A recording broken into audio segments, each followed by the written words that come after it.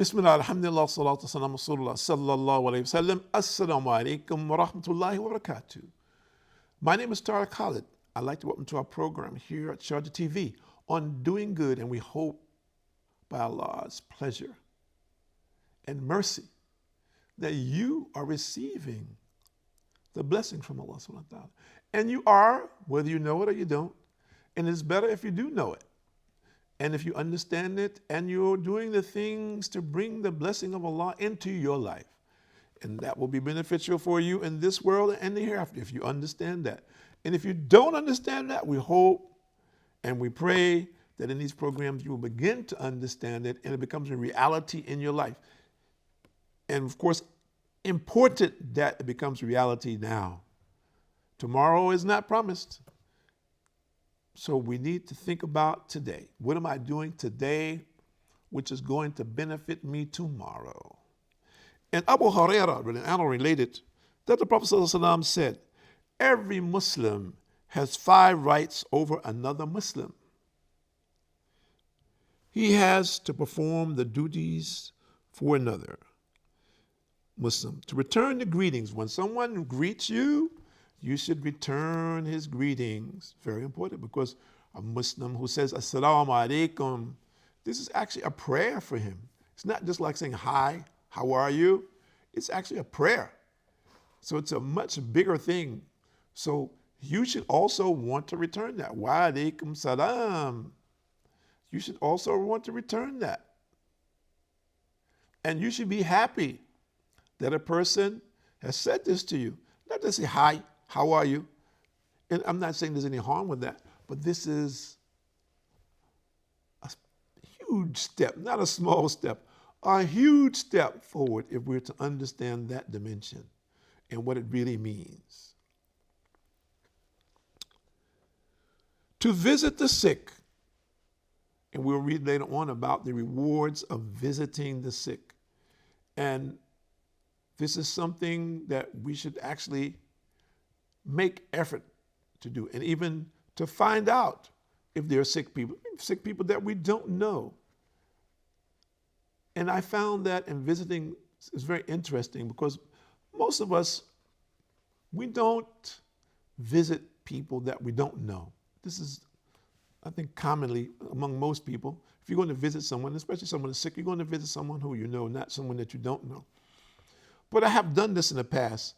And I remember we used to go to one of the hospitals here in Sharjah years ago to visit people in the hospital. And there were some people there, they were not Muslim. And no one would come to visit them. So we used to go visit them. How are you? How's everything? Can we help you? Is there anything that you need? Those people began to clock us. When we came to the hospital, you're late today. What happened? As an example. They were so happy that we came and that we showed concern for them, even though we didn't know them. And of course, this is inspirational to a sick person, that he knows that someone has come to see him. He doesn't even know him. He's only just come to see him because he's sick, and to inspire him to get well. So this is a big reward for the person who takes it upon himself to visit. And the person who is sick, the appreciation that you experience in seeing that person is something that is very satisfying. And of course, we're just doing it for the pleasure of Allah, no other reason. So the reward is also very big for some very simple act. So if you go to the hospital, for example, to visit someone who's sick, at the same time, go to another room or go to another patient that is in the room with whomever you visit, and just go give regards to that person. And that person generally is so happy that someone had that taken into consideration just to come and see them. It's not a small thing, it's a big thing. I will never forget a situation. One of my relatives had gotten injured, and he was in a hospital full of these soldiers. It was during American soldiers. And there was one guy there, he had both of his legs amputated. And the day that we went to see him, he was so happy. He said, my friend is coming to see me today. And he was going back and forth in his wheelchair. He was just He was the happiest man in the hospital ward that day. And I never forgot that. And it was quite a long time ago. Just because someone that he loved was coming to see him. He was so excited. And this man was a double amputee. So if we look at this, very simple examples that for us, we're very fortunate that we have all of our faculties, that part and parcel of doing good is to be thankful for that which Allah has granted us. And part of that would be in showing concern about people who are not as fortunate as we are. And one of those people is a person who is sick, isn't it? And we're very thankful that Allah has given us good health, and we ask Allah to continue us on this path. To visit the sick, to accompany the funeral procession. And this, of course, is a right that a Muslim has upon the other Muslims, that the Muslims should attend his funeral. And to bury him is incumbent upon us to bury him, wherever it is that he might be, to see that he is buried properly, that his body is prepared properly, to bury him, and to pray for him. This is his right. And this is something that we are responsible and accountable before Allah subhanahu wa ta'ala do. So this is also part of being a Muslim. This right of a Muslim on a Muslim, to see that he is properly prepared for burial, to see that he is buried properly, and of course to pray for him. This is right. So wherever Muslims are, and in many instances today, Muslims are in far off lands where there are not many Muslims. In many instances, this is the case. And maybe sometime they're in a place where there's no one there even to pray for them in the way that we pray for them. This is not a good thing, but it happens. It happens. It is always better to be somewhere where there are Muslims, and we should think that at any given time my life may end, and I want this to happen. I want my body to be prepared properly, and the Muslims to pray over me and to bury me. This is something that we should keep in mind. Today, we know many young people, they want to go to the four corners of the earth, and we're not saying don't do that, but what is your intention for doing this? And what happens if you die in this situation very far away from the believers? Think about it. And we're not saying that we shouldn't explore, but what is our intention for exploring? To accept an invitation. And this is also very important. If someone is getting married, or someone is inviting you for lunch or for dinner, or just someone is inviting you to come to their home, as an example, we should accept that invitation. We should be happy that someone is taking the time out to want to invite us. So we should respond in a positive way. And this, in a way, is honored, isn't it? If someone invites you for lunch or for dinner, that person is honoring you. Or someone invites you to their home, it's honoring you, isn't it? He doesn't have to do that.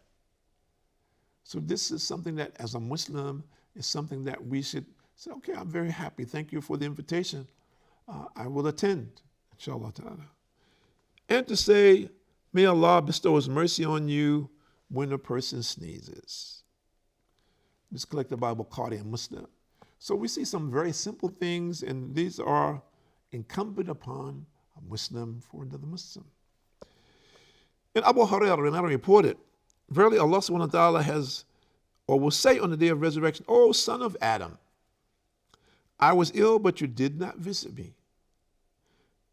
He would say, oh, my Lord, how could I visit you, and you are the Lord of the worlds? Thereupon he would say, did you not know that such and such a slave of mine was ill, but you did not visit him? Did you not realize that if you had visited him, you would have known that I was aware of your visit to him, and for which I would have rewarded you? You would have found me with him, O son of Adam. See, think about this. So visiting the sick, or just visiting someone for the pleasure of Allah subhanahu wa ta'ala, is not a small thing. The reward, so Allah is saying, you would have found me there, meaning that you would have got the reward from Allah subhanahu wa ta'ala just for visiting him. And the Lord says, O son of Adam, I asked food from you, but you did not feed me. He would say, my Lord, how could I feed you, and you are the Lord of the world? He would say, did you not know that such and such a slave of mine asked you for food, but you did not feed him? Did you not realize that if you had fed him, you would certainly have found me or found its reward with me? O son of Allah, O son of Adam, I asked water from you, but you did not give it to me. He would say, my Rabb, how could I give you water, and you are the Lord of the world? Thereupon he would say, such and such a slave of mine asked you for water to drink, but you did not give it to him. Did you not realize that if you had given him water to drink, you would have found its reward with me? And it's collected by Muslim. So if we look at these situations, we're looking for our reward from Allah subhanahu wa ta'ala, and Allah is showing us in many instances that there's a reward from Allah in assisting His creation. That in assisting His creation, that there's something above and beyond what you see. That you may be helping that person, but more than that, you are helping yourself. That when you help someone else, Allah is aware and conscious of that. And Allah rewards you for that. Similarly, if you refuse to help someone, Allah is aware of that. And you yourself have done what? You haven't taken advantage of an opportunity. And you never know to what degree the reward from Allah will be. And those of us who experience that, we know it. That in this world or the next world, you never know. And you don't know that there may have been something that you've done in this world and Allah has given you the benefit from it. You're not aware of it, that was connected. You just did as you felt was correct. And somewhere along the line, Allah gives you a reward for it, and you don't equate the two things necessarily.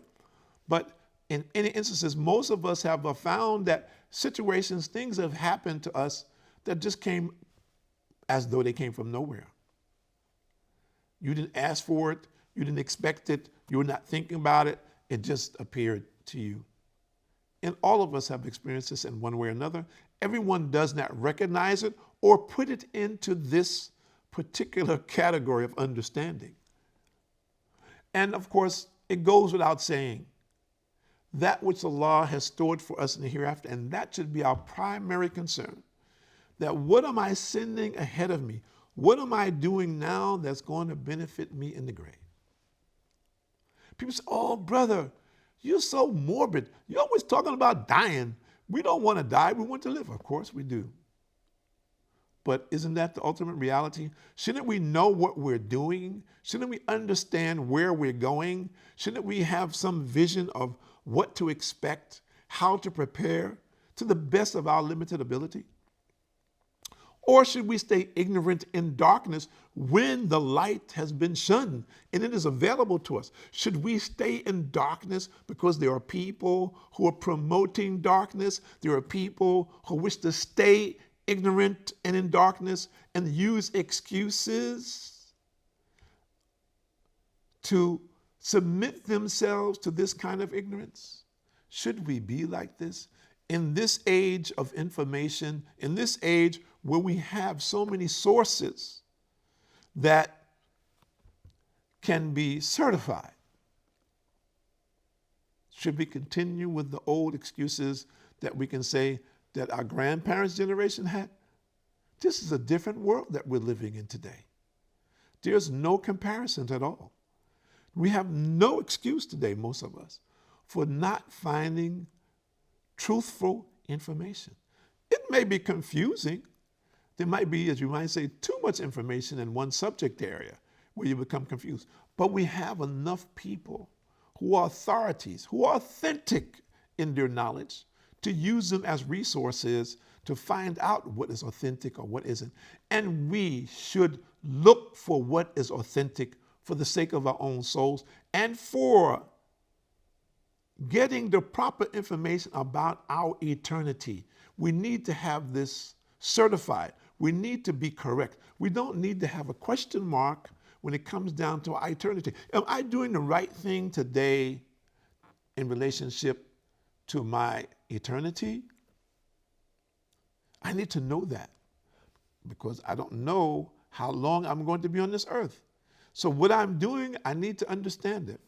And so, subhanAllah, it is very interesting to me to see the number of charlatans that there are of every kind unmanageable that you can imagine. And some of the things what they're saying are so absurd, so very far away from the truth. It's unimaginable that people can listen and believe them, but they are. They are.